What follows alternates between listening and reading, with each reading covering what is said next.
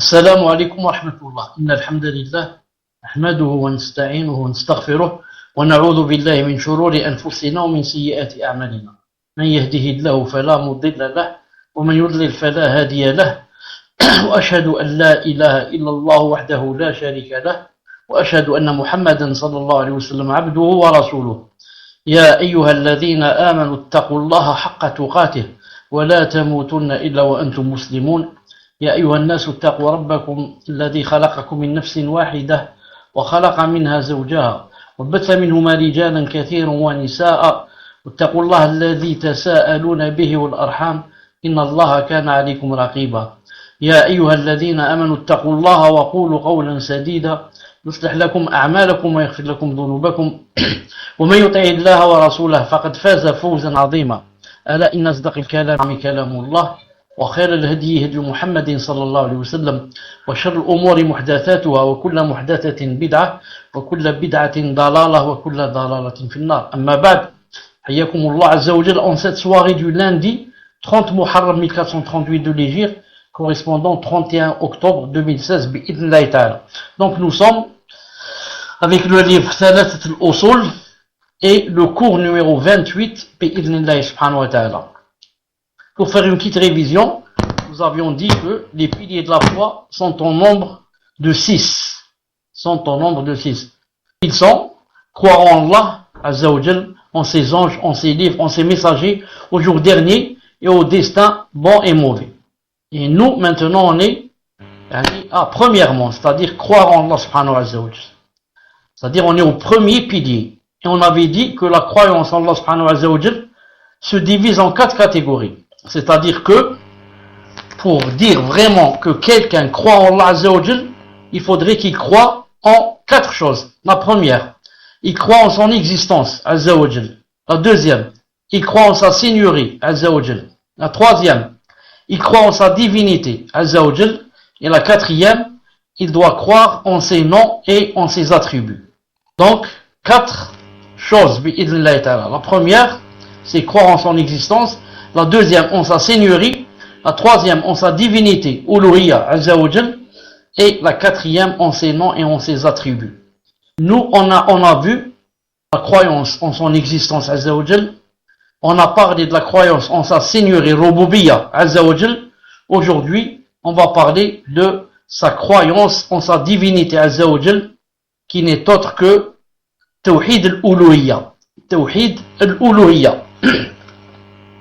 طيب Cheikh Ibn Uthaymin rahimahullah ta'ala dit Tawhid al-Uluhiyya, c'est-à-dire croire qu'il est Azza wa Jal la seule véritable divinité sans associé. Le terme ilah signifie ma'louh, c'est-à-dire celui qu'on adore par amour et vénération. Allah Azza wa Jal a dit dans Surat al-Baqarah, il a dit وإلهكم إله واحد لا إله إلا هو الرحمن الرحيم 163 Al-Baqarah.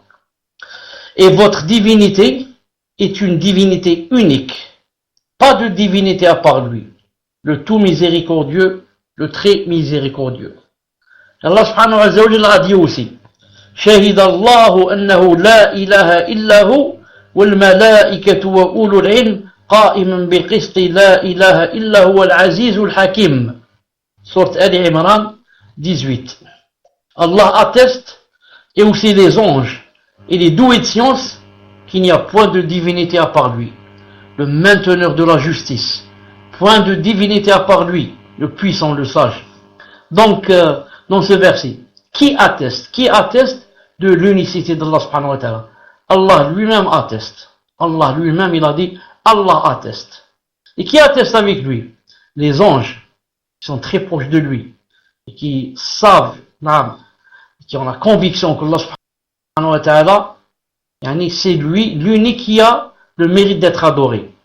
Et qui atteste aussi? Les doués de science, pas les ignorants. Les juhal, les kuffar, les juhal, ils savent pas ça, ils sont pas intéressés. Mais les doués de science savent qu'il n'y a point de divinité à part Allah Azza wa Jal qui mérite d'être adoré. Cheikh Ibn Uthaymin rahimahullah ta'ala dit le caractère divin le caractère divin de tout être adoré en dehors d'Allah est nul. Est nul. Comme le dit Allah subhanahu wa ta'ala dans le verset suivant, sur Al-Hajj 62, il a dit ذلك بأن الله هو الحق وأن ما يدعون من دونه هو الباطل وأن الله هو العلي الكبير. C'est ainsi qu'Allah est lui le vrai, c'est-à-dire le vrai qui mérite d'être adoré. Alors que ce qu'ils invoquent en dehors de lui, c'est le faux. Non, le faux, c'est-à-dire la fausse divinité. C'est Allah qui est le sublime, le grand. Donc ça c'est pour prouver quoi? Pour prouver que, en fait, les divinités, il y en a dans cette vie, beaucoup de divinités, et mais de fausses divinités. De fausses divinités. C'est pour ça qu'il a dit, c'est ainsi qu'Allah est lui le vrai. Le vrai, c'est-à-dire la vraie divinité. Le seul qui mérite qu'on l'adore. Alors que ce qu'ils invoquent en dehors de lui, les fausses divinités, il a dit, c'est le faux. Donc pour dire que il y a la vraie divinité et les fausses divinités. Cheikh Ibn Uthaymin rahmallahu ta'ala dit, le fait de les nommer divinités ne leur donne en rien le droit d'être adorés. Naam. Le fait qu'on dise d'elles, ce sont des divinités, ça ne veut pas dire qu'elles méritent d'être adorées. Mais nous on adore la divinité qui mérite d'être adorée. Car parmi les divinités, il y a la vraie et les fausses. Une seule divinité, c'est la vraie. C'est Allah subhanahu wa ta'ala. Toutes les autres divinités sont fausses. Il dit, Cheikh Ibn Uthaymin dit, Allah azza wa jalla dit à ce sujet, au sujet de Al-Lat et Al-Uzza et Al-Mana, qu'on adorait autrefois, il a dit, إن هي إلا أسماء سميتموها أنتم وآباؤكم ما أنزل الله بها من سلطان. Al-Najm 23. Ce ne sont que des noms que vous avez inventés, vous et vos ancêtres. Allah n'a fait descendre aucune preuve à leur sujet. Donc les statues qu'ils adoraient, les Qurachites, autrefois les Kuffar, et qu'ils appelaient l'une, ils appelaient Lat. Pour eux, c'est le féminin d'Allah. Allah, masculin, Al-Lat féminin. Allah nous préserve. Al-Uzza, naam, féminin de l'Aziz. Allah qui est l'Aziz. Et Manat, il a dit, qu'est-ce qu'il a dit ici? Il a dit, ce ne sont que des noms que vous avez inventés, vous et vos ancêtres. Mais Allah subhanahu wa ta'ala n'a fait descendre aucune preuve à leur sujet. Ensuite, Cheikh Ibn Uthaymin dit, Allah a relaté les propos suivants de Houd à son peuple, lorsqu'il a dit, sur Al-A'raf, أتجادلونني في أسماء سميتموها أنتم وآباؤكم ما أنزل الله بها من سلطان. Araf 71. Allez-vous vous disputer avec moi et faire la polémique au sujet de noms que vous et vos ancêtres avez donnés, avez inventés, sans qu'Allah n'y fasse descendre la moindre preuve? Donc, comment vous allez vous disputer avec Allah subhanahu wa ta'ala? À propos de quoi? À propos de noms inventés. Des noms qui ont été inventés, Lat, Al-Uzza, Manat, tout ça, c'est pas Allah ta'ala qui a dit d'adorer. Donc, c'est vous qui avez inventé ça. Il a aussi relaté les propos suivants à Youssouf, s'adressant à ses deux compagnons de prison, lorsqu'il a dit, sur Youssouf 39, Ya sahibi sijn, a arbabun mutafarriquna khayr, amillahu al-wahid al-qahhar. 40. ما تعبدون من دونه إلا أسماء سميتموها أنتم وآباؤكم ما أنزل الله بها من سلطان. Ô mes deux compagnons de prison, qui est le meilleur des seigneurs? Qui est le meilleur? Qui est le meilleur des seigneurs? Qui est le meilleur? Des seigneurs éparpillés ou Allah, l'unique, le dominateur suprême? Ô mes deux compagnons, qui est le meilleur? Dites-le moi. Des seigneurs éparpillés ou bien Allah Azza wa Jal, l'unique, le dominateur suprême? Ensuite il a dit, vous n'adorez en dehors de lui que des noms que vous avez inventés, vous et vos ancêtres, et à l'appui desquels Allah n'a fait descendre aucune preuve. Donc Yusuf alayhi salam a dit exactement comme ce qu'a rapporté Allah subhanahu wa ta'ala par rapport à Houd. Il a dit que ce ne sont que des noms que vous avez inventés, vous et vos ancêtres.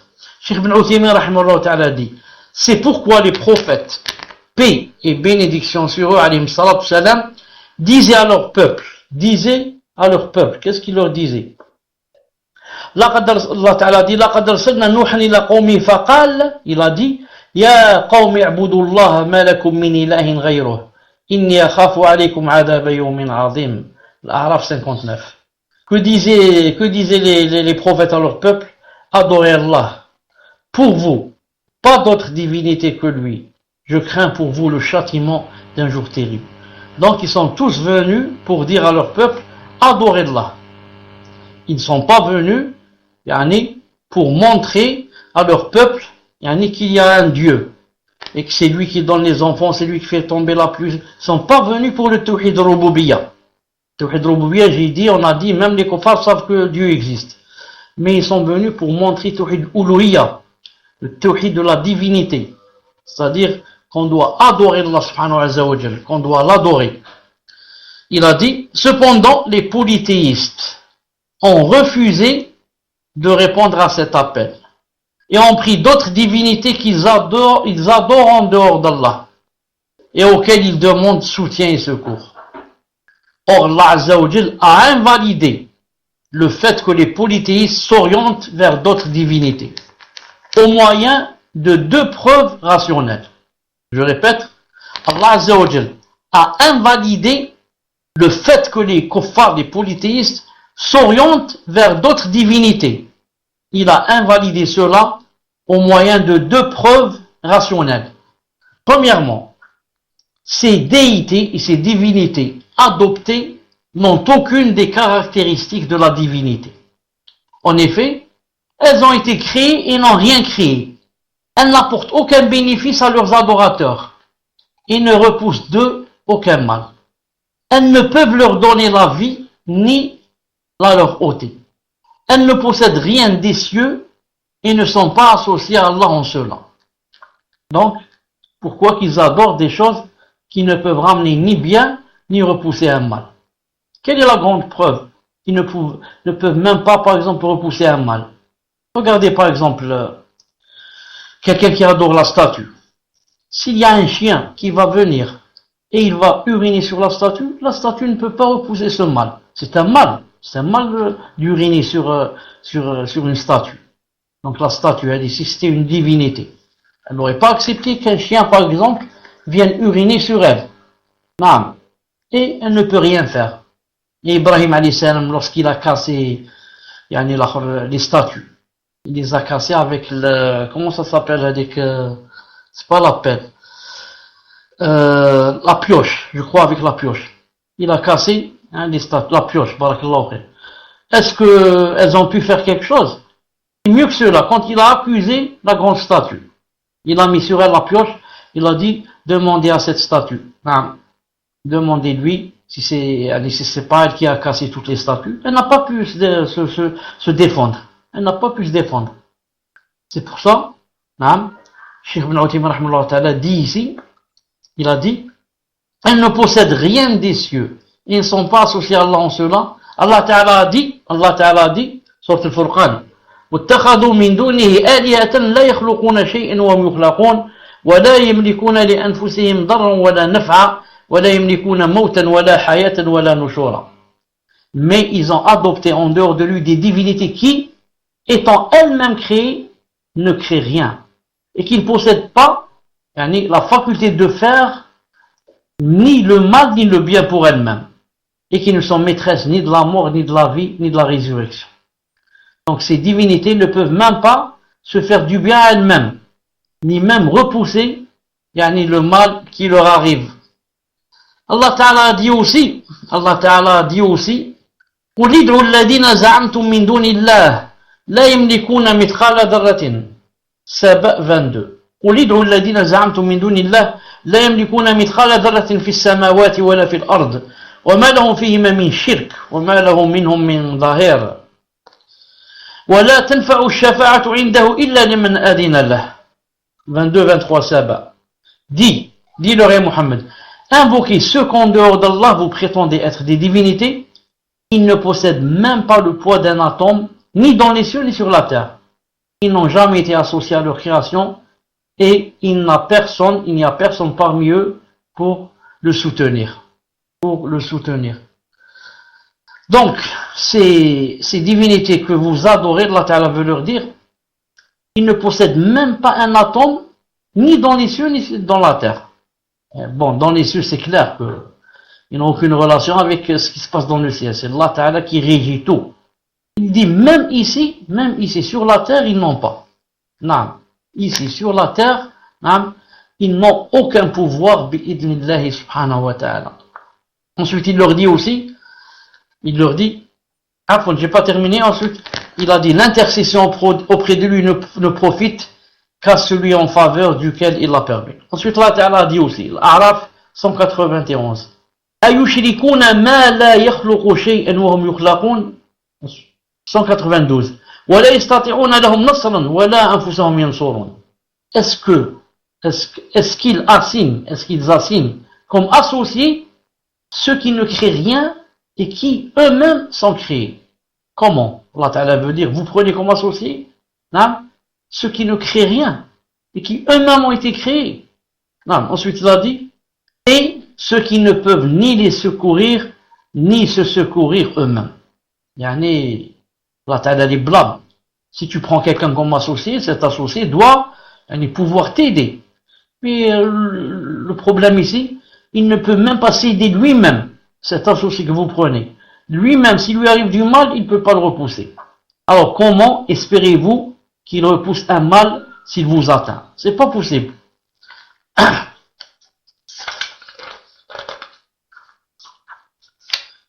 Ensuite, Cheikh Ibn Uthaymin rahimahullah ta'ala dit, si telle est la condition de ces déités, ces divinités, les prendre comme divinités est alors une des plus grandes idioties et une des plus grandes faussetés.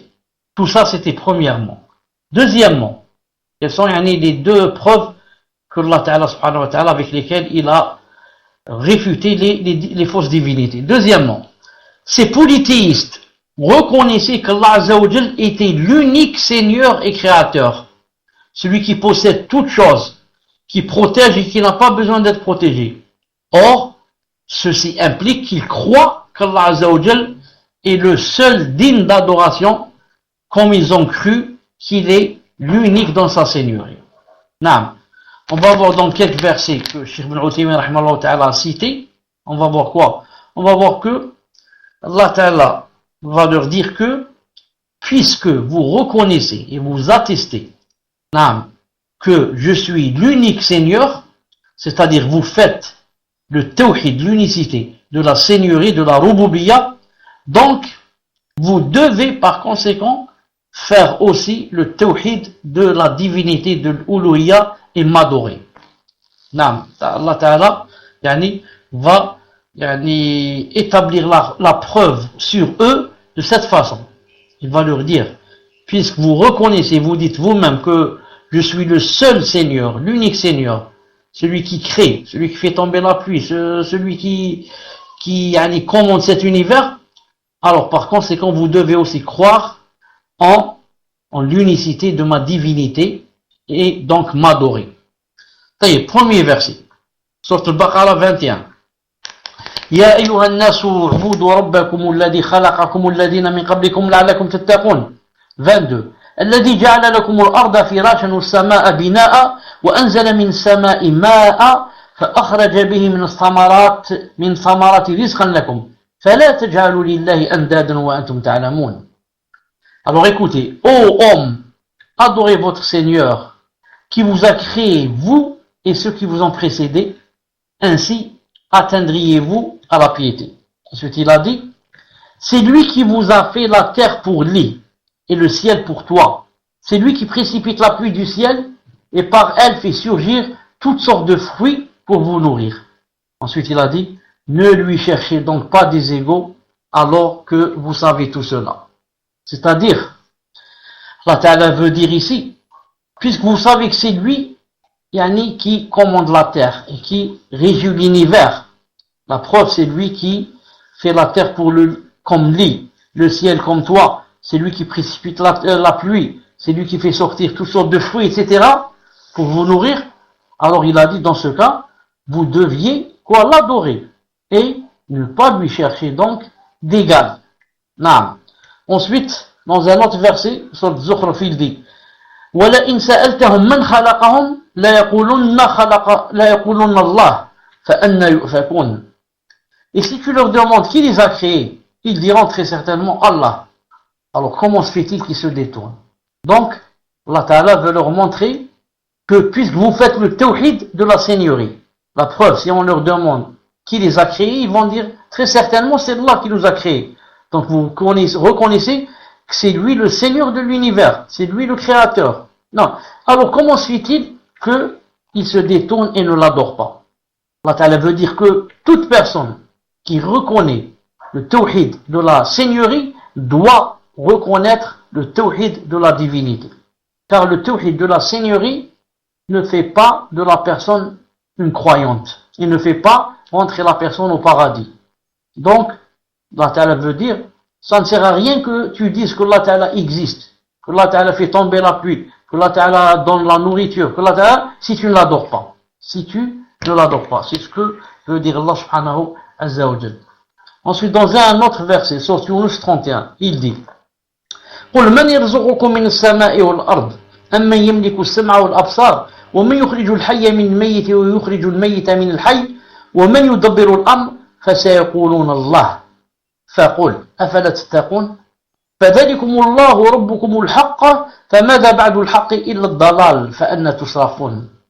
Dis, qui vous attribue de la nourriture du ciel et de la terre, qui détient l'ouïe et la vue, et qui fait sortir le vivant du mort et fait sortir le mort du vivant, et qui administre tout? Ils vont dire Allah. Dis alors, ne le craignez donc vous pas? Ne le craignez-vous donc pas? Donc, vous reconnaissez que c'est Allah subhanahu wa ta'ala qui attribue de la nourriture du ciel et de la terre. C'est lui qui détient votre ouïe et la vue. C'est lui qui fait sortir le vivant du mort et le mort du vivant. C'est lui qui régit tout, administre tout. Ils vont dire oui, c'est vrai, c'est lui, c'est Allah. Alors Allah Ta'ala va les blâmer. Donc, pourquoi vous ne le craignez pas? Craignez pas, en ce sens que, pourquoi alors vous ne l'adorez pas, alors que vous reconnaissez tout cela? Ensuite, il a dit, tel est Allah votre Seigneur. Au-delà de la vérité, qu'y a-t-il donc sinon égarement? Au-delà de la vérité, qu'y a-t-il donc sinon égarement? Comment alors pouvez-vous vous détourner? Non. Vous reconnaissez tout ça. Donc, vous connaissez la vérité. Et maintenant, à part la vérité, qu'est-ce qu'il reste? Il reste l'égarement. Puisque vous ne suivez pas la vérité, donc vous êtes en train de suivre l'égarement. Donc tout cela, c'était quoi? C'était croire en la seigneurie d'Allah subhanahu wa ta'ala. Maintenant, on va passer à la quatrième chose qui rentre dans croire en Allah azza wa jal. C'est quoi? C'est croire en ses noms et en ses attributs. Donc, pour que quelqu'un dise je crois vraiment en Allah subhanahu wa ta'ala, il faut qu'il croie en quatre choses. Qu'il existe. 2. En sa rububiyya, sa seigneurie. 3. En sa divinité, sa uluhiyya. Et 4. En ses noms et en ses attributs. S'il manque un des quatre, la personne n'est pas une vraie croyante. Non, la personne n'est pas un vrai croyant. Il n'est pas un croyant. Il manque quelque chose dans sa croyance. Donc, la première c'était quoi? C'était croire en sa seigneurie, que c'est Allah Ta'ala qui est le Seigneur qui régit cet univers. 2. Croire en sa divinité, c'est-à-dire qu'il mérite, et il est le seul qui mérite d'être adoré. Ça c'est deuxièmement. Troisièmement, premièrement, croire en son existence. Deuxièmement, en sa seigneurie. Troisièmement, que c'est lui qui mérite d'être adoré, sa uluhiyya. Et quatrièmement, croire en ses noms et en ses attributs. Qu'est-ce que ça veut dire croire en ses noms et en ses attributs? C'est-à-dire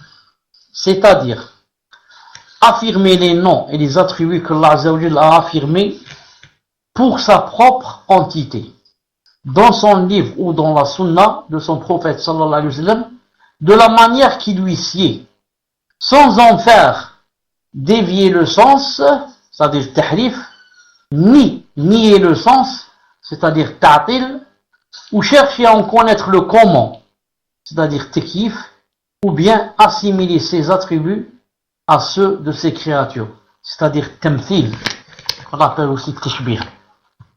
Donc, pour que quelqu'un dise, moi je crois en les noms de Allah subhanahu wa ta'ala, en ses attributs, il faudrait ces 4 choses ici citées. C'est-à-dire qu'il doit croire en ses noms, en ses attributs, de la manière qui lui convient à Allah Azza wa Jal, sans dévier le sens, sans nier le sens, sans chercher à connaître le comment, et sans ressembler ses attributs à ceux de ses créatures. 4 choses. Je répète, les noms et les attributs, je ne dois pas dévier leur sens, tahrif, ni les nier. Je te dis Allah Ta'ala, deux mains, tu dis non, il n'a pas de main. Nier, ta'til. Ni chercher à connaître le comment. Tu dis d'accord, j'atteste que Allah Ta'ala a 2 mains. Mais comment sont-elles? Je voudrais savoir comment qu'elles sont. Ça c'est quelque chose d'interdit, c'est le 3e interdit. 4e, assimiler ses attributs à ceux de ses créatures. Dire d'accord, Allah subhanahu wa ta'ala par exemple rit, mais il rit comme nous. Il descend du ciel chaque nuit, il descend comme nous on descend. Bon, moi je descends de la voiture, je descends de l'ascenseur, je descends, non, il descend comme nous. Donc 4 choses qui sont interdites dans les noms et dans les attributs. On a vu ça, comme vous devez le savoir, plusieurs fois par Yani, dans les cours passés, et ça reviendra, Inch'Allah Ta'ala. Car ça a besoin de quoi? Ça a besoin d'être répété pour que ça s'ancre dans le cœur. Et peut-être qu'il y a aussi des nouveaux qui n'ont pas assisté, donc pour qu'ils apprennent ça. Allah Ta'ala dit dans le Coran, on va voir pour les noms et les attributs, il a dit dans le Coran, Al-A'raf 180, وَلِلَّهِ الْأَسْمَاءُ الْحُسْنَى فَادْعُوهُ بِهَا وَذَرُوا الَّذِينَ يُلْحِدُونَ فِي أَسْمَائِهِ سَيُجْزَوْنَ مَا كَانُوا يَعْمَلُونَ. C'est à Allah qu'appartiennent les noms les plus beaux. Invoquez-le par ses noms et laissez ceux qui profanent ces noms, ils seront rétribués pour ce qu'ils ont fait. C'est à Allah qu'appartiennent les noms les plus beaux. Invoquez-le, par ses noms et laissez ceux qui profanent ces noms, ils seront rétribués par ce qu'ils ont fait. Il a dit aussi, Rum 27, وَلَهُ الْمَثَلُ الْأَعْلَى فِي السَّمَاوَاتِ وَالْأَرْضِ وَهُوَ الْعَزِيزُ الْحَكِيمُ. C'est à lui qu'appartiennent tous les attributs de la perfection, dans les cieux et sur la terre. C'est lui le tout-puissant, le sage. Il a dit aussi, Shura 11, لَيْسَ كَمِثْلِهِ شَيْءٌ وَهُوَ السَّمِيعُ الْبَصِيرُ. Il n'y a rien qui lui ressemble, et c'est lui l'audient, le clairvoyant. Cheikh Ibn Uthaymin rahimahullah ta'ala dit, cependant, 2 groupes se sont égarés à ce sujet. Cependant, 2 groupes se sont égarés par rapport aux noms et aux attributs. Il s'agit des négateurs, al-mu'attila, et des anthropomorphistes, al-mushabbiha. Donc, par rapport aux noms et aux attributs, 2 groupes se sont égarés. Le premier groupe, ce sont les négateurs, al-mu'attila. Le deuxième groupe, c'est les anthropomorphistes, al-mushabbiha. On va parler d'abord des négateurs, al-mu'attila. C'est quoi leur problème? Ce sont ceux qui ont renié tout, ou une partie des noms et attributs d'Allah Azza wa Jal, en prétendant que les affirmer impliquait l'anthropomorphisme, c'est-à-dire le fait d'attribuer à Allah des caractéristiques qui sont propres aux créatures.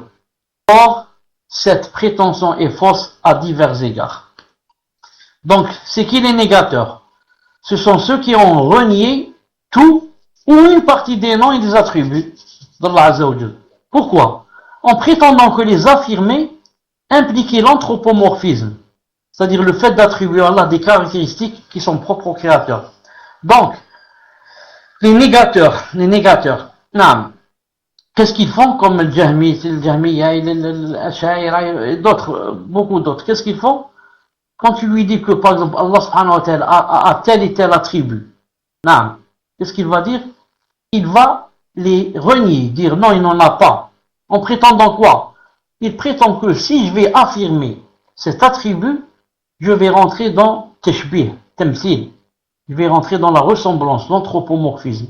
C'est-à-dire, je vais attribuer à Allah Ta'ala des caractéristiques qui sont propres aux créatures. Tu lui dis Allah Ta'ala a la main. Tu dis non, c'est pas possible. Pourquoi il n'a pas la main? Tu lui dis. Je te dis, si je vais dire qu'il a une main, ou deux mains, c'est-à-dire la main, si je vais dire qu'il a la main, ça veut dire que je lui ai attribué quelque chose qui est propre aux créatures. Car les êtres humains ont la main. Donc j'ai fait l'anthropomorphisme. J'ai fait ressembler Allah Ta'ala aux créatures. Comprenez? Si je dis Allah Ta'ala yani, voit, donc yani, je lui ai attribué la vue. Donc Allah Subhanahu wa Ta'ala, je l'ai fait ressembler aux créatures. Donc je vais pas dire, yani, je vais pas lui attester yani, ses attributs, des sifat. Non. Si je vais dire que Allah Subhanahu wa Ta'ala par exemple rit, non, ça peut pas marcher. Ce sont eux qui disent ça, bien sûr. Ils vont dire pourquoi? Car je les fais ressembler aux créatures. Ce sont les créatures qui rient. Donc, je vais renier et nier le rire. Et dire qu'il ne rit pas. Il ne rit pas. Il y en a qui carrément disent, ils renient l'attribut. Il y en a qui lui donnent un autre sens. Il te dit, d'accord, Allah Ta'ala a la main. Mais il ne veut pas dire la main, c'est-à-dire la main qu'on connaît. La main ici, par exemple, c'est la puissance. Et Allah Ta'ala rit, d'accord, je reconnais qu'il rit. Mais rire, ça ne veut pas dire qu'il rit comme le rire qu'on connaît. Il rit. Non, il rit, ça veut dire, par exemple, il va te donner, ça veut dire il est content de toi. Voilà, ça veut dire il est content de toi, donc il va donner des récompenses. C'est ça, il rit. Alors que tout ça, bien sûr, est faux. Cheikh Ibn Uthaymin dit, en parlant des négateurs, or cette prétention est fausse, à divers égards. C'est quoi cette prétention?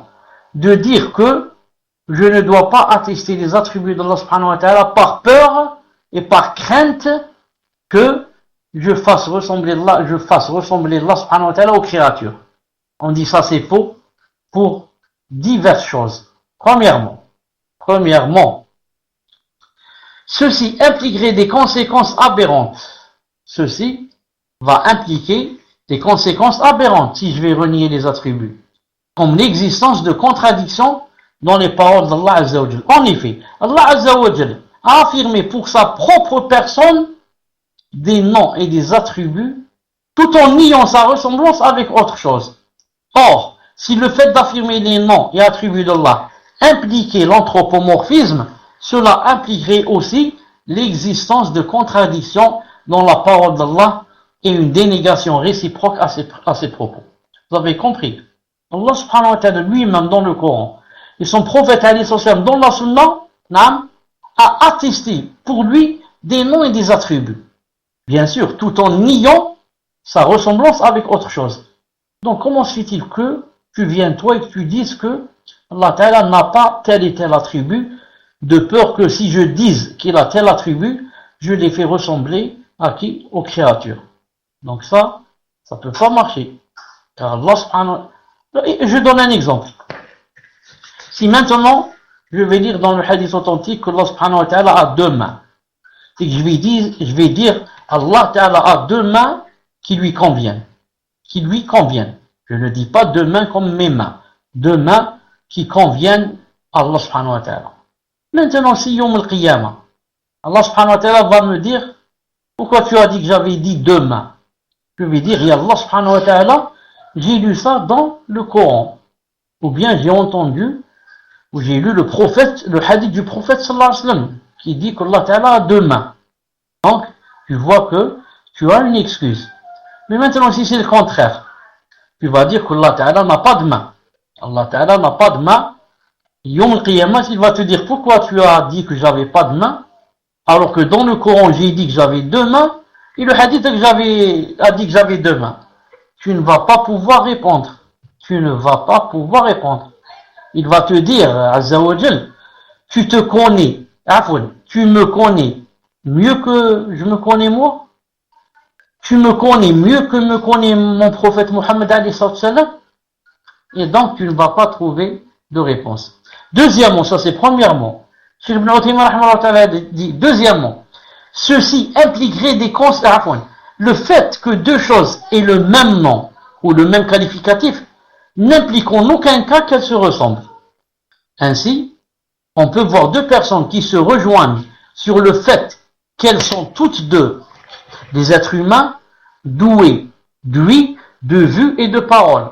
Or, ceci n'implique pas que leurs conditions humaines, leur ouïe, leur vue et leur parole soient identiques. De même, les animaux ont des mains, des pieds et des yeux. Mais le fait que l'on utilise les mêmes termes pour désigner leurs membres n'implique pas que ces membres sont identiques. Donc, si une différence apparaît entre les créatures, dont les noms et attributs sont désignés par les mêmes termes, la différence entre le créateur et la créature est encore plus claire et plus grande. Alaykoum salam wa barakatuh. Donc, Cheikh Ibn Uthaymin, dans le deuxième dalil, c'est quoi? Le fait, il a dit que deux choses aient le même nom ou le même qualificatif n'implique en aucun cas qu'elles se ressemblent. Quand je dis moi que j'ai par exemple une main, et que je dis que par exemple la fourmi a la main, a aussi une main, est-ce que moi et la fourmi on se ressemble? Quand je dis que par exemple mille choses, je dis que moi je vois et le singe aussi voit, est-ce que moi je ressemble au singe? Je ressemble au singe. Même la façon de voir n'est pas la même. Par exemple, moi je vois, le chien voit.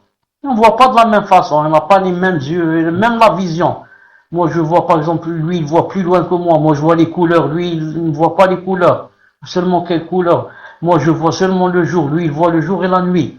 C'est comme ça. Donc, le fait que deux choses aient le même nom, ça ne veut pas dire qu'elles se ressemblent en toutes choses. Quand je parle du couffin, je dis que le couffin a deux mains. Est-ce que quelqu'un va imaginer que ce sont deux mains avec des doigts et des ongles? C'est pas possible. Et des phalanges. Pourtant, le couffin a deux mains. Quand je dis la tête, bon, mais la tête de quoi? Il faut d'abord savoir. La tête de l'aiguille. La tête, le sommet de la montagne. La tête on dit, cette personne c'est la tête de ce groupe. C'est-à-dire le chef, le voyou. Et comme ça. Donc, le nom c'est le même, mais le sens diffère. Mais le comment diffère. Non. Cheikh Ibn Uthaymin a dit donc ça, c'est par rapport à quoi? Par rapport au premier groupe, les négateurs, qui disent on ne doit pas attester les noms et les attributs, surtout les attributs, parce qu'on fait ressembler Allah subhanahu wa ta'ala à ses créatures. Cheikh Ibn Uthaymin a donné deux dalils, Inch'Allah ta'ala, qui vont tomber par terre, toute personne qui veut polémiquer. Ensuite, il va passer, deuxièmement, aux anthropomorphistes, al-mushabbiha, ceux qui font ressembler Allah subhanahu wa ta'ala à ses créatures, ou bien le contraire. Il a dit, al-mushabbiha, ce sont ceux qui affirment les noms et attributs d'Allah Azza wa Jal en les comparant à ceux de ses créatures. Ils prétendent pour se justifier que c'est ce qui découle des textes, étant donné qu'Allah Azza wa Jal s'adresse aux serviteurs au moyen de termes qu'ils comprennent. Donc, si Allah Ta'ala dit qu'il a deux mains, ça veut dire qu'il a deux mains comme nos mains. Si Allah Ta'ala dit qu'il a des yeux, il a des yeux comme nos yeux. Et comme ça. Ça s'appelle mushabbiha, les anthropomorphistes. Et leur preuve, c'est quoi? Ils se justifient quoi? En disant que c'est ce qu'il y a dans les textes. Allah Ta'ala parle des mains, on ne connaît pas d'autres mains que la main qu'on connaît. S'il dit qu'il rit, on ne connaît pas, qu'est-ce que ça veut dire le rire? Si ce n'est le rire qu'on connaît. S'il dit qu'il descend, il n'y a pas de descente, sauf celle qu'on connaît. Et comme ça, donc il ressemble à ces créatures, ou l'ayadou billah. Cheikh Ibn Uthaymin va réfuter cela en citant deux choses, deux dalils. Premièrement, il a dit, la ressemblance d'Allah subhanahu wa ta'ala à ses créatures est une aberration que rendent caduque la raison et la religion. La ressemblance d'Allah subhanahu wa ta'ala est une aberration qu'on peut réfuter par deux choses. Par la raison d'abord, et ensuite par la religion, par les textes. Or, il est impossible que ce qui découle des textes du Coran et de la Sunna soit une aberration. Donc c'est impossible que ce qui vient du texte et de la sunna soit une aberration. Deuxièmement, s'il est vrai qu'Allah Azza wa Jal s'adresse aux serviteurs au moyen de termes qu'ils comprennent, comme vous dites, cela ne concerne que l'origine du sens du terme. Ça concerne seulement l'origine. En effet, la réalité et l'essence de sa signification font partie des choses dont Allah Azza wa Jal s'est réservé la connaissance concernant son être et ses attributs. Ainsi, lorsque Allah Azza wa Jal affirme pour sa propre personne, par exemple, qu'il a lui, c'est-à-dire qu'il entend. Lui est connu du point de vue de l'origine du sens du mot, lui désignant la capacité à percevoir les sons. Cependant, sa réalité concernant lui d'Allah Azza wa Jal est inconnue. En effet, la réalité de lui est différente entre les créatures elles-mêmes. La différence entre le créature et la créature est donc encore plus claire et plus grande. En outre, lorsque Allah Azza wa Jal affirme pour sa propre personne qu'il s'est établi au-dessus de son trône, istawa, nous pouvons dire que l'établissement est connu du point de vue de l'origine du sens du mot. En revanche, la réalité de l'établissement d'Allah sur son trône est inconnue. Le comment, c'est inconnu. Il a dit la réalité de l'établissement est différente pour une seule et même créature. S'établir sur une chaise immobile est différent du fait de s'établir sur une chamelle turbulente. Donc, si l'établissement est différent pour une seule et même créature, la différence entre le créateur et la créature est donc encore plus claire et plus grande. En conclusion, la croyance en Allah Azza wa Jal, comme nous l'avons décrite, engendre des bienfaits exceptionnels pour les croyants. On peut en citer trois choses. Premièrement, celui qui a la croyance et la vraie, alhamdoulilah, il a au moins trois bienfaits. Premièrement, la réalisation du tawhid d'Allah Azza wa Jal, au point de ne se lier à personne d'autre que lui, par espoir de sa récompense et crainte de son châtiment, sans adorer qui que ce soit d'autre que lui. Ça c'est premièrement, le premier bienfait. La réalisation du tawhid d'Allah Azza wa Jal, qu'est-ce qu'elle donne? Au point de ne se lier à personne d'autre que lui, par espoir de sa récompense et par crainte de son châtiment, sans adorer qui que ce soit en dehors de lui. Celui qui a le vrai tawhid, alhamdoulilah, il n'a plus besoin des personnes. Non. Son but, c'est seulement de ravir Allah subhanahu wa ta'ala. Car c'est lui qui te donne tout bien. Et c'est lui qui repousse de toi tout mal. Donc s'attacher à une personne, ça ne donne rien. Donc, il vaut mieux que je fasse des efforts pour avoir une relation plus étroite avec Allah subhanahu wa ta'ala qu'avoir une relation étroite avec une personne. Ça c'est premièrement. Deuxièmement, qu'est-ce que ça donne? La réalisation du tawhid, qu'est-ce que ça donne? Ça donne la perfection de l'amour d'Allah Azza wa Jal et sa vénération découlant de ses noms excellents et ses attributs élevés. Ça donne la perfection de l'amour d'Allah Azza wa Jal et sa vénération découlant de ses noms excellents et ses attributs élevés. Quelqu'un qui ne fait pas le tawhid d'Allah subhanahu wa ta'ala, il ne connaît pas le tawhid, est-ce qu'il peut vraiment aimer Allah subhanahu wa ta'ala? Non, lui il dit j'aime Allah, tout le monde aime Allah subhanahu wa ta'ala, mais c'est ça le vrai amour. Tu aimes Allah subhanahu wa ta'ala en vérité? C'est juste une phrase que la personne dit comme ça et dont elle ne connaît pas le vrai sens. Elle ne connaît pas le vrai sens. Non, la preuve, si tu aimes Allah subhanahu wa ta'ala, comment tu sais que cette chose par exemple est interdite et tu l'as fait? Tu l'as fait en sachant que c'est interdit. Non, en ce moment-là où tu fais cette chose, vraiment, la personne est loin de l'amour d'Allah subhanahu wa ta'ala. Pire encore, le prophète sallallahu alayhi wa sallam a dit que celui qui fait la fornication, au moment où il l'a fait, il a dit il n'est pas croyant. Il n'est pas croyant dans le sens de l'iman al-mutlaq, et pas mutlaq al-iman. Pas dans le sens où il sort de l'islam, mais dans le sens où sa croyance n'est pas parfaite. Non. Et troisièmement, qu'est-ce que ça donne? Ça donne la réalisation de son adoration en mettant en pratique ce qu'il a ordonné et en évitant ce qu'il a interdit. Quand quelqu'un a le tawhid, vraiment maintenant, il connaît Allah Azza wa Jal, ça l'aide à quoi? à réaliser son adoration en mettant en pratique ce qu'il a ordonné et en évitant ce qu'il a interdit. Voilà, Inch'Allah Ta'ala, pour le cours d'aujourd'hui, bi'idhnillahi subhanahu wa ta'ala. Je vais, Inch'Allah Ta'ala, prier sa tricha et quand je reviens, je réponds à quelques questions, bi'idhnillahi ta'ala. Assalamu alaikum wa rahmatullahi wa barakatuh. Assalamu alaikum wa rahmatullah. Fawzi, est-ce que tu es là? Alhamdulillah, fadla pour la première question. Donc, première question, question d'une sœur. Hayakumullah, barakallahu fikum pour le cours. Qu'Allah vous fasse miséricorde, cher. Donnez-nous, s'il vous plaît, des conseils pour l'éducation de nos enfants, pré-ados, adolescents, comment leur faire aimer les adorations, la pratique religieuse, comment trouver le juste milieu afin de ne pas être trop dur ni trop laxiste. Jazakallahu khairan. Et entre parenthèses, cher, auriez-vous du temps pour faire des cours sur des livres de savants concernant l'éducation des enfants, car vraiment ici en France, il y a un grand manque, une grande ignorance, beaucoup de passion, c'est une grande fitna et catastrophe. Barakallahu fikum, cher, tafaddal. Wa alaykum salam wa rahmatullahi wa barakatuh. Est-ce que vous m'entendez? Alhamdulillah.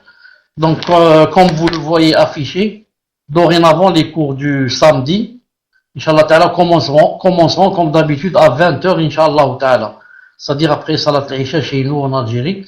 Et petit à petit, jusqu'à ce qu'on commence aussi le cours du mercredi, bi'idhnillahi Ta'ala. Al-Muhim. Tout cela parce que, yani, l'iqtirah, c'est-à-dire, comment on dit l'iqtirah en français, c'est-à-dire, la proposition vient de vous. Certains d'entre vous m'ont proposé que 18h30 c'était très tôt et que ce serait mieux de faire le cours après Salat al-Isha. Donc, Inch'Allah Ta'ala, le cours sera après Salat al-Isha, bi'idhnillahi Ta'ala. Ensuite, autre chose par rapport par rapport à la réponse à cette question, Inch'Allah Ta'ala, je dis que par rapport à l'éducation des enfants, il faut dire que ce n'est pas facile.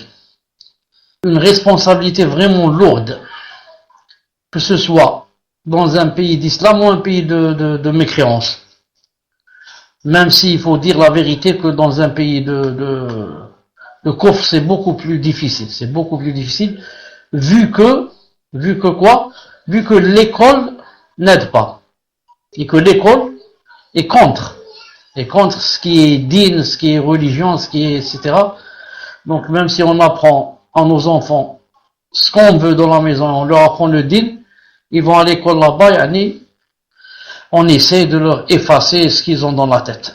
C'est pour cela que la responsabilité dans un pays de kuffar est beaucoup plus grande et beaucoup plus difficile que dans un pays musulman, en ce sens que dans un pays de kuffar, c'est-à-dire qu'il faut faire tous ces efforts pour surveiller l'enfant et pour voir ce qu'on lui a appris, afin de lui effacer ce qu'on lui a appris. Ce qu'on lui a appris de mal, bien sûr. Et de lui dire que cette chose, ça se fait pas, ces gens-là ne sont pas des croyants, ces gens-là, ne craignent pas Allah subhanahu wa ta'ala, et comme ça, c'est pour ça, ils vous apprennent ces choses, ça. Mais la vérité, c'est ceci et cela, et, on leur inculque, Inch'Allah Ta'ala, la vraie aqida et la vraie charia.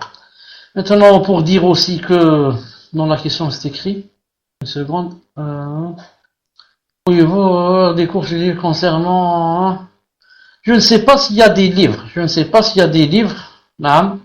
concernant l'éducation des enfants, spécialement dans l'éducation des enfants.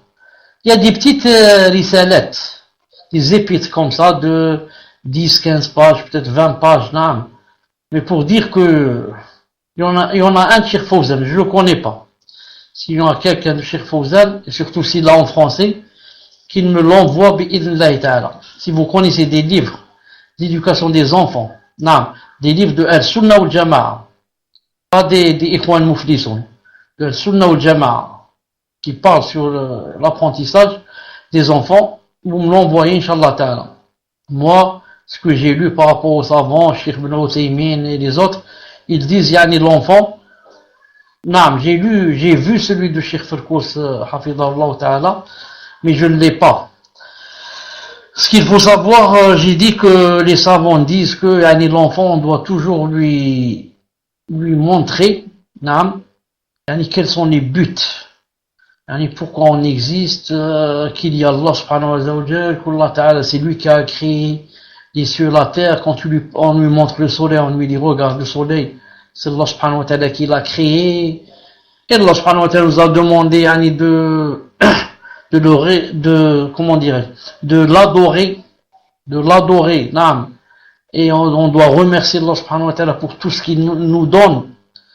Et on lui parle de la aqida, que demain on va rencontrer Allah ta'ala, etc. En mettant entre parenthèses que l'enfant, bien sûr, toujours posera des questions qui pour nous paraissent bêtes, ou bien des questions qui n'ont pas de réponse, mais que on doit toujours répondre, même si c'est d'une manière évasive. On doit toujours répondre et dire que, par exemple, il y a certaines questions que Allah subhanahu wa ta'ala a laissé comme ça, par exemple, que pour qu'on connaisse ça le jour de la résurrection. Il va dire comment qu'il est, sa taille, ceci, est-ce qu'il a de grands yeux, est-ce qu'il a ceci, cela, tout ça. Il faut toujours parler avec des règles. qu'Allah Ta'ala, je t'ai dit plusieurs fois que Allah Ta'ala ne ressemble à aucune de ses créatures. Et aucune de ses créatures ne ressemble à Allah. Je t'ai dit plusieurs fois que personne n'a vu Allah jusqu'à aujourd'hui. Ni les anges, ni les messagers. Donc, comment nous, on a pu le voir. Et si on n'a pas pu le voir, comment vais-je te dire comment qu'il est exactement? On le verra Yawm al-Qiyamah. Les croyants, quand ils seront au paradis, ils verront Allah subhanahu wa ta'ala. Ne pose pas de questions en ce sens, car il n'y a pas de réponse. Maintenant, comment qu'il est décrit le nous, il est comme il s'est décrit dans le Coran et dans la Sunna. On lui cite quelques attributs qu'on connaît, les noms qu'on connaît, et on essaye de lui apprendre ce qu'on peut, et ce qu'on peut bi'idhnillahi ta'ala. Ensuite, là, je profite pour dire une chose, il ne faut pas être très sévère avec les enfants, et essayer de tout leur apprendre, et essayer qu'ils pratiquent tout, jusqu'à ce qu'ils détestent ceci, et veulent s'en éloigner. Il y a beaucoup d'enfants, beaucoup. On ne peut pas les compter. Dites, écrivez numéro 1 si vous m'entendez. Il y a beaucoup d'enfants, comme j'ai dit, on ne peut pas compter leur nombre, qui ne prient que pour faire plaisir aux parents. En d'autres termes, qui ne prient même pas avec les ablutions. Mais ils savent qu'on n'a pas le délit que ce qu'il a fait les ablutions, il n'a pas fait. On va dire, j'ai fait les ablutions, je les ai pas perdues depuis, par exemple, Salat al-Dhuhr, alors que peut-être ils sont les ablutions. Beaucoup d'enfants font ça. Donc il faut pas être très sévère avec les enfants. C'est pour ça que, par exemple, comme dit Cheikh Ibn Uthaymin, par exemple, si on prend un enfant pour Umrah et Hajj, etc. Il a dit, s'il n'a pas maintenant, il n'est pas pubère, ce qu'il fait maintenant, ce n'est pas obligé qu'il le fasse. Ça, le Hajj n'est pas obligé pour lui, la Umrah n'est pas obligé pour lui avant la puberté. Donc si on le prend avec nous, Cheikh Ibn Uthaymin dit, s'il fait des choses bien, il fait tawaf, il fait ceci, cela, on lui dit masha'Allah, etc. Ici, il dit j'ai oublié ou j'ai pas fait ça, c'est pas la peine de lui dire va refaire. Pourquoi? Déjà, c'est pas une chose obligatoire. Ce qu'il faut, la chose à laquelle il faut donner beaucoup d'importance, c'est lui apprendre la salat. La salat à l'heure. Insister, pour qu'il prie et qu'il prie à l'heure, les deux à la fois. Et on commence à l'habituer. De temps en temps, il rate une prière. De temps en temps, il ne peut pas se réveiller. De temps en temps, tout ça, on ferme plus ou moins les yeux. À partir de 10 ans, on devient plus sévère. Quand l'enfant a 10 ans, il est assez âgé. Il connaît bien le mal et le mal, le bien et le mal. Il sait très bien que il faut prier à l'heure et comme ça. Ça ne fait rien de temps en temps donc de le gronder, de temps en temps de le punir. Mais pas être sévère au point de lui faire détester la religion. Inch'Allah Ta'ala, dès que j'aurai le livre sur la façon d'éduquer les enfants, Inch'Allah Ta'ala, on le lira ensemble, bi'idhnillah subhanahu wa ta'ala. Tfaddal. Barakallahu fikum, Cheikh. Prochaine question, question numéro 2, question d'une sœur. Qu'Allah vous préserve, cher. Alhamdulillah, par la grâce d'Allah, mes filles ont bien compris qu'Allah nous voyait où que l'on soit, alors que nous ne le voyons pas. Qu'Allah nous entend et entend même les pas d'une fourmi dans le noir. Mais il y a une question qui revient souvent. Qui est, mais qui a créé Allah? Alhamdulillah, nous essayons de l'expliquer au mieux, mais elles ont du mal à comprendre qu'Allah n'a pas de début ni de fin. Si vous pouvez me donner un conseil pour bien leur faire comprendre, barakallahu fikum. Tfaddal ya Cheikh.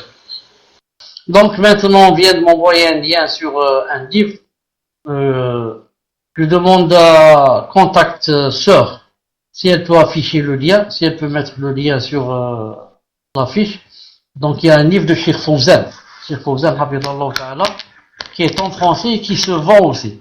Qui se vend en année. Inch'Allah ta'ala, si j'arrive à voir ce livre, on va le lire, Inch'Allah ta'ala, ensemble. Donc je vais vous le lire et vous l'expliquer aussi, bi'idnillahi subhanahu wa ta'ala. Taïb. Fawzi, si c'est possible, Inch'Allah ta'ala, de relire la question, car j'étais en train de voir le lien. Tfaddal. Naam, cher. Je relis la question, question numéro 2, question d'une sœur. Alhamdulillah, par la grâce d'Allah, mes filles ont bien compris qu'Allah nous voyait où que l'on soit, alors que nous ne le voyons pas. Qu'Allah nous entend et entend même les pas d'une fourmi dans le noir. Mais il y a une question qui revient souvent. Qui est, mais qui a créé Allah? Alhamdulillah, nous essayons de leur expliquer. Alhamdulillah, nous essayons de leur expliquer au mieux, mais elles ont du mal à comprendre qu'Allah n'a pas de début ni de fin. Si vous pouvez me donner un conseil pour bien leur faire comprendre, barakallahu fikum.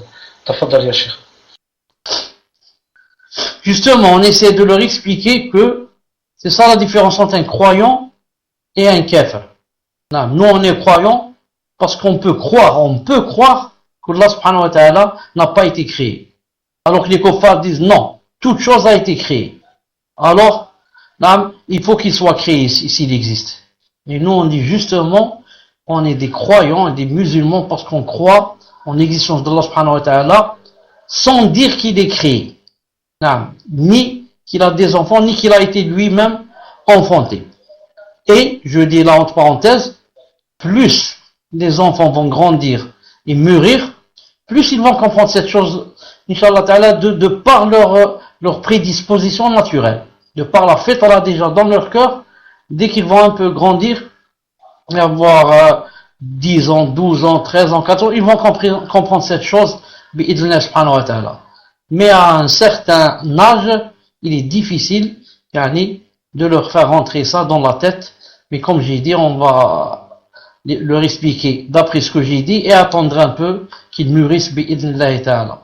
Et on va comment on dit, les occuper par d'autres choses. On va lui dire, au lieu de poser cette question, que Inch'Allah ta'ala, tu vas la comprendre tôt ou tard, Inch'Allah. Et l'essentiel, c'est de l'adorer. C'est de prier à l'heure, c'est de ne pas mentir, c'est de faire ce qui le ravit, bi'idhnillah ta'ala. Quant à cette chose, tu la comprendras, Inch'Allah ta'ala, un peu plus tard. Fadlal. Barakallahu fikum Cheikh. Troisième question, question d'une sœur. Pouvez-vous expliquer la différence entre le libre arbitre et le décret d'Allah? Barakallahu fikum Cheikh. Tafaddal. Expliquer la différence entre le libre arbitre et le décret d'Allah subhanahu wa ta'ala. La personne peut-être, Allah alam, veut dire comment qu'on peut joindre et regrouper entre d'une façon. Toute personne a le libre arbitre et d'un autre côté que tout ce qui arrive c'est par décret d'Allah subhanahu wa ta'ala. Je crois que c'est ce que veut dire la personne. Il y a beaucoup de gens ont des difficultés à regrouper entre ces deux. Vous savez que il n'y a pas une chose qui puisse avoir lieu dans ce monde sans que cette chose n'ait précédé dans la science d'Allah subhanahu wa ta'ala.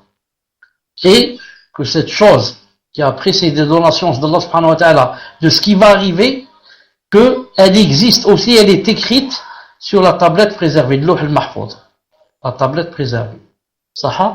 C'est pour ça qu'Al-Sunnah wal Jama'a ont une règle, ils disent Ma sha'Allahu kan وَمَا لَمْ يَشَأْ لَمْ يَكُنْ. Ce que veut Allah Ta'ala, il a lieu, existe, et ce qu'il ne veut pas, il n'existe pas. Donc, n'existe dans ce monde, dans cet univers, que ce que veut Allah Ta'ala. En mettant bien dans la tête que ce que veut Allah Subhanahu wa Ta'ala ne veut pas dire ce qu'il aime, mais ce qu'il veut. Car la volonté, il y a la volonté universelle et la volonté juridique. La volonté universelle, c'est ce que Allah Ta'ala veut, même s'il n'aime pas. Et la volonté juridique, c'est ce que Allah Ta'ala veut dans le sens de il aime. C'est pour cela que la différence entre la volonté universelle et la volonté juridique, c'est que Allah Ta'ala veut des choses qu'il n'aime pas et qu'il aime des choses qu'il ne veut pas, qui n'existent pas. On va donner un exemple. Allah Ta'ala veut des choses qu'il n'aime pas. Oui, il a voulu l'existence d'Iblis, mais Allah Ta'ala n'aime pas Iblis. Il a voulu que telle personne soit poignardée, mais il n'aime pas qu'une personne poignarde une autre. Il va l'entrer en enfer si elle ne fait pas le repentir. Mais pourtant c'est lui qui a voulu cette chose. Mais il ne l'aime pas. Comme il a voulu la création d'Iblis, mais il ne l'aime pas. Par contre, Allah subhanahu wa ta'ala aime des choses qu'il ne veut pas, c'est-à-dire qu'ils ne se sont pas produites. Allah ta'ala aime par exemple qu'Iblis, par exemple, soit un croyant. Mais Allah Ta'ala n'a pas voulu cela, il a aimé seulement ça. Allah Ta'ala aime que tous les kuffars deviennent des croyants. Allah aime que tous les croyants soient des pieux. Ce sont des choses que Allah Ta'ala aime. Mais il ne les a pas voulu. Car s'il avait voulu ça, universellement, ça aurait eu lieu. Elles auraient existé. On revient donc à notre question ici. Toute chose qui arrive dans ce monde, Allah Ta'ala sait qu'elle devait arriver et a été écrite sur la tablette préservée 50 000 ans avant de créer les cieux et la terre. Mais Allah Subhanahu wa Ta'ala ne nous a pas forcé à faire ce qu'on fait. Allah Ta'ala ne nous force pas à faire ce qu'on fait. Allah Subhanahu wa Ta'ala, comme il a dit dans le Coran, وَهَدَيْنَهُ النَّجْدَيْنِ, et on l'a guidé vers les deux chemins. Les deux chemins. Le chemin du bien, le chemin du mal. Allah Ta'ala te les a montrés les deux. Et t'a donné une disposition à les suivre. Tu veux suivre le chemin du bien. Masha'Allah, il t'aide. Tu veux aussi suivre le chemin du mal. C'est ta faute donc, c'est toi qui le veux. Et il laisse les shayatines t'embellir la chose et te pousser à la faire. Donc c'est toi qui as choisi. Allah Ta'ala t'a bien dit, regarde, à ta droite, il y a une mosquée. À ta gauche là-bas, il y a un bar. Un bar. Si tu vas à droite vers la mosquée, je te donnerai des récompenses. Et je serai ravi de toi, je te fais rentrer au paradis. Si tu vas vers la gauche, vers le côté du bar, je serai en colère contre toi et je te rentre en enfer si tu ne fais pas le repentir et si je ne te pardonne pas. Ensuite, toi, c'est ça le libre arbitre. Tu choisis. Tu fais ce que tu veux, toi. Si tu choisis d'aller vers la mosquée, Allah subhanahu wa ta'ala va t'aider, il sera ravi de toi. Tu veux aller vers vers le bar, alors c'est ta faute. C'est pour cela que si c'était pas nous qui choisissons, c'est-à-dire il n'y a pas le libre arbitre, qu'est-ce qui va se passer? Il va se passer que Yom al-Qiyamah, quand Allah Ta'ala va te dire, j'ai décidé de te faire entrer en enfer, tu vas dire pourquoi ya Allah? Il te dira parce que tu as fait telle et telle chose qui sont pas bien. Tu vas dire ya Allah subhanahu wa ta'ala, c'était écrit contre moi. Tout ça, je n'avais pas le libre arbitre. Donc pourquoi Allah Ta'ala vous allez me punir pour une chose que c'est pas moi qui ai faite en vérité. C'est une chose qui a été écrite dans la tablette préservée et dont je ne pouvais ne pas la faire. Donc là, astaghfirullah 3 fois, ça veut dire que tu as donc établi la preuve sur Allah. C'est pas possible. Personne ne peut établir la preuve sur Allah. Mais puisqu'Allah Ta'ala va te blâmer, te dire pourquoi tu as fait cette mauvaise chose, pourquoi tu as bu l'alcool, pourquoi tu as volé, pourquoi tu as fait la fornication, Ça veut dire quoi? Ça veut dire que tu pouvais ne pas la faire. Et que c'est toi et tes passions et ton shaitan qui t'ont poussé à la faire. Ça veut dire en d'autres termes, Abdi, mon serviteur, je t'ai donné le libre arbitre. Je t'ai fait choisir, tu as choisi le mauvais chemin. Si quelqu'un va dire, oui mais ça, le fait que hier je sois allé dans un bar et j'ai bu de l'alcool. D'accord, c'est moi qui l'ai fait, c'est mon shaitan et mes passions. Mais c'était écrit il y a 50 000 ans sur la tablette préservée ou c'était pas écrit? C'était écrit. Alors, puisque c'était écrit, donc c'est pas de ma faute. Je dois faire ce qui est écrit sur la tablette préservée. Je dis non, attention, tu te trompes. Tu te trompes. Allah Ta'ala, quand il a écrit, ça fait 50 000 ans, que hier, tu es allé dans un bar pour boire de l'alcool. Il a écrit ça, il s'est écrit, ça fait 50 000 ans sur la tablette préservée.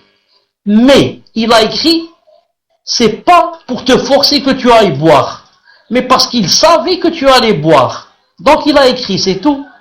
Et ilmihi sabir, de par sa science, sa grande science qui n'a pas de limite, il a su que tel jour, tu allais boire de l'alcool. Donc avant de te créer, il a écrit. Il a écrit sur la tablette préservée, telle personne va boire de l'alcool. Mais il t'a pas forcé à aller boire. Et bien sûr, puisque c'est écrit, tu vas boire. Mais pourquoi? Parce qu'il savait que tu allais boire, c'est tout. C'est comme, et aussi, s'il savait, s'il sait que tu vas prier, il va écrire que tu vas prier. Quand il sait aussi que tu vas donner de l'aumône, il va écrire. 50 000 ans avant, il va écrire que cette personne va donner de l'aumône. Cette personne va prier la nuit. Et comme ça. Donc, Allah Ta'ala, ce qu'il a écrit sur la tablette préservée, ce n'est pas pour te forcer à le faire. Parce qu'il sait que tu allais le faire.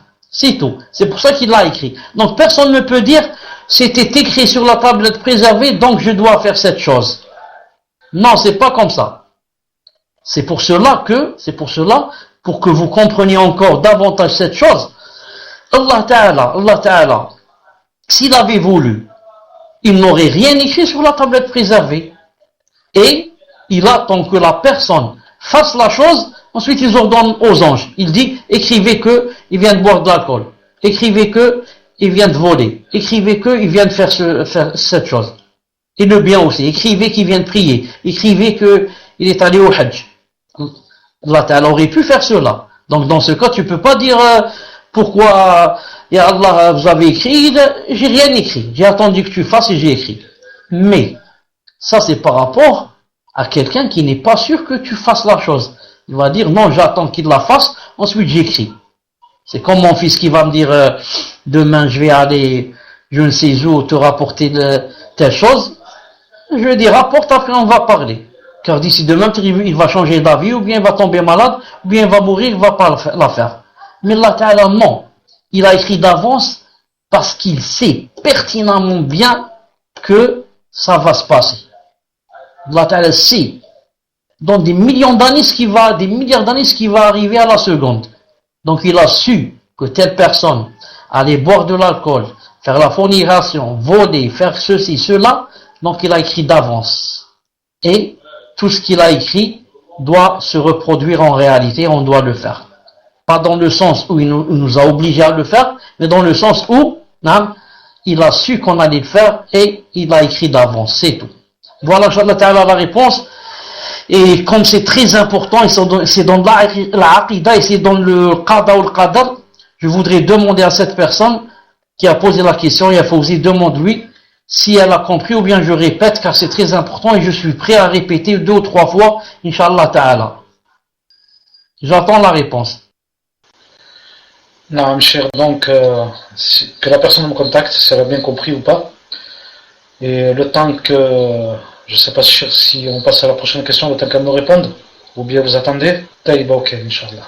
Taïba, on peut gagner du temps en répondant à une autre question, le temps que, Inch'Allah Ta'ala, personne donne son avis.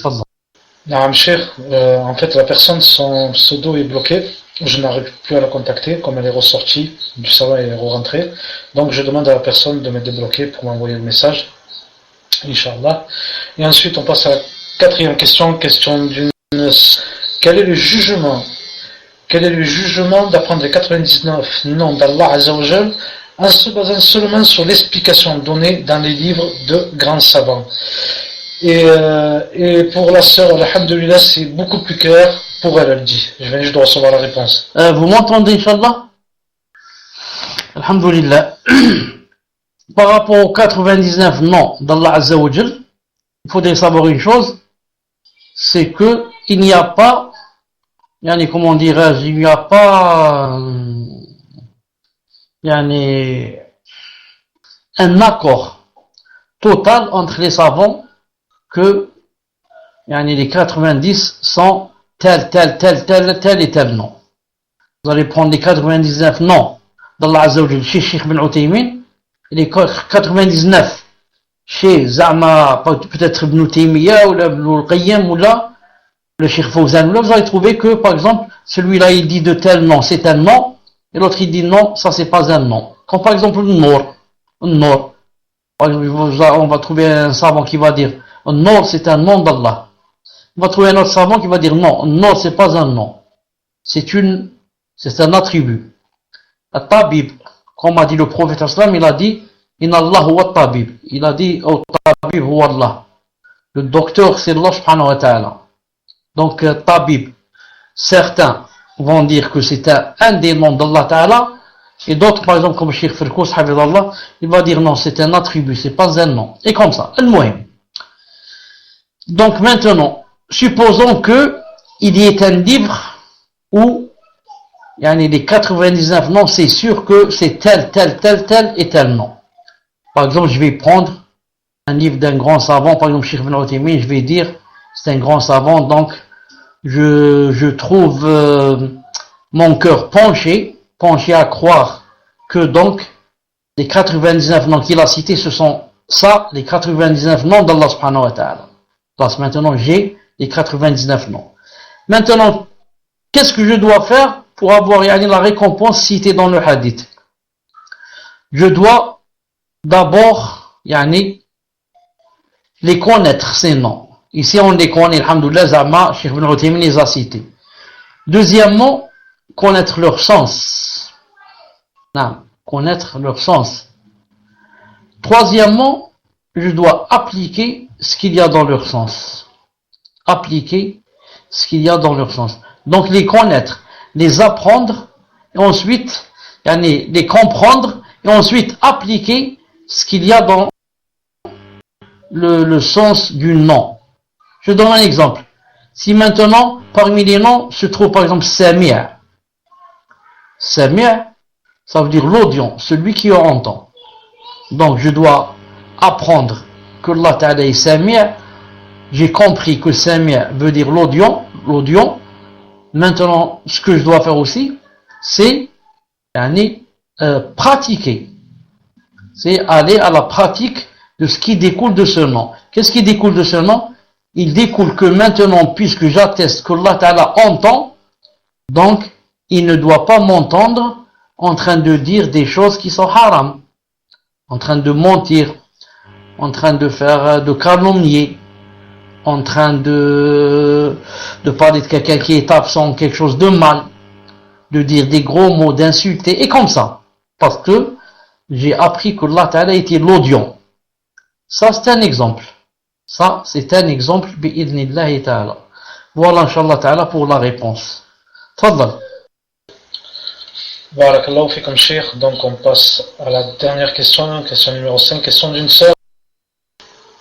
Parfois, je n'avais pas le mic. Donc on passe à la dernière question, question numéro 5.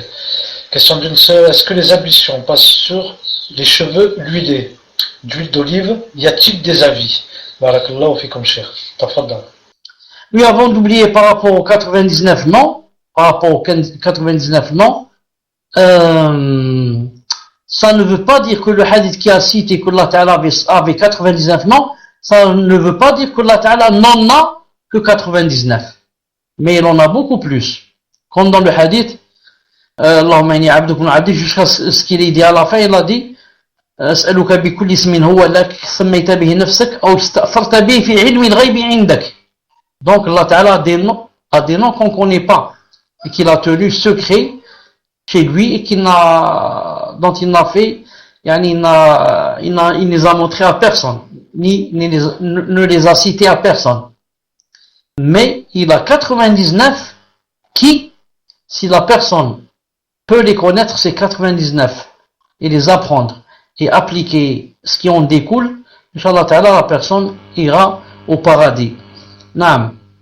Donc, est-ce que les ablutions passent sur les cheveux huilés d'huile d'olive? Y a-t-il des avis? Avant d'oublier, Fauzi, regarde la quatrième personne, la troisième personne, 1, 2, 3 par en haut, qui s'appelle Athéis. Est-ce qu'elle a posé sa question ou elle ne l'a pas encore posée, cette personne? Tfadal. Donc, est-ce que les ablutions passent sur les cheveux huilés d'huile d'olive? Y a-t-il des avis? Cheikh Ibn Uthaymin, rahimahullah ta'ala, on lui a posé la question. Quand on met comme ça des crèmes sur la tête, est-ce que ça empêche l'eau de passer et donc il n'y a pas, les ablutions ne sont pas valides ou bien c'est valide? Il a dit ça, en ce sens. Ça revient à la personne elle-même. La personne elle-même sait que, est-ce que cette chose qu'on a sur la tête, elle l'a, c'est comme une forme ou quelque chose comme ça de palpable, qui empêche l'eau de toucher par exemple le corps ou de toucher les cheveux, ou bien c'est juste une crème ou quelque chose comme ça qui n'empêche pas. Donc maintenant il faut savoir, quand on met quelque chose sur la tête, est-ce que la chose qu'on a mise, c'est quelque chose qu'on peut voir comme ça, de façon à ce qu'on sait que ça empêche l'eau de passer. Dans ce cas, les ablutions ne sont pas valides, ou bien, ça n'empêche pas, et dans ce cas, les ablutions sont valides. J'essaierai, Inch'Allah Ta'ala, et rappelle-moi, Fauzi, Inch'Allah Ta'ala, dans le prochain cours, de chercher spécialement par rapport aux cheveux qui contiennent de l'huile. Les cheveux qui contiennent spécialement de l'huile, pas des crèmes et des pommades, etc. Est-ce que ça empêche? Je ferai des recherches, Inch'Allah Ta'ala, pour le prochain cours. Taïb, qu'est-ce que tu dis par rapport à ce que je t'ai dit à la troisième personne? Tu as dit que... Tfadal. En fait, cher, c'est pas une question ni sur le cours, ni... En fait, elle voulait savoir si vous aviez reçu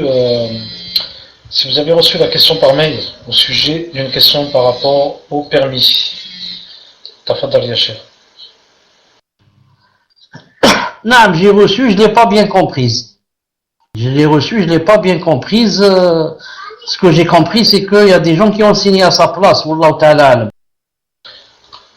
Non, cher, je lui ai envoyé...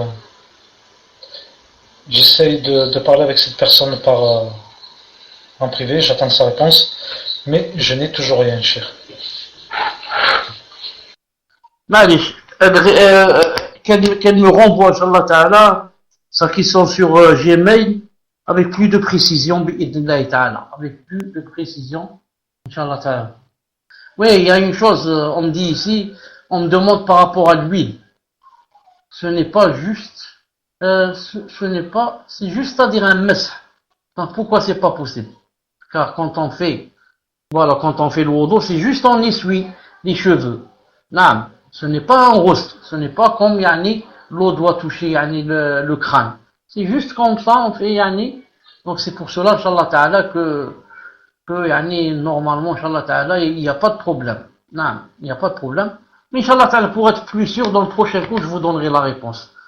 سبحانك اللهم وبحمدك أشهد أن لا إله إلا أنت أستغفرك وأتوب إليك السلام عليكم ورحمة الله وبركاته فيكم بارك الله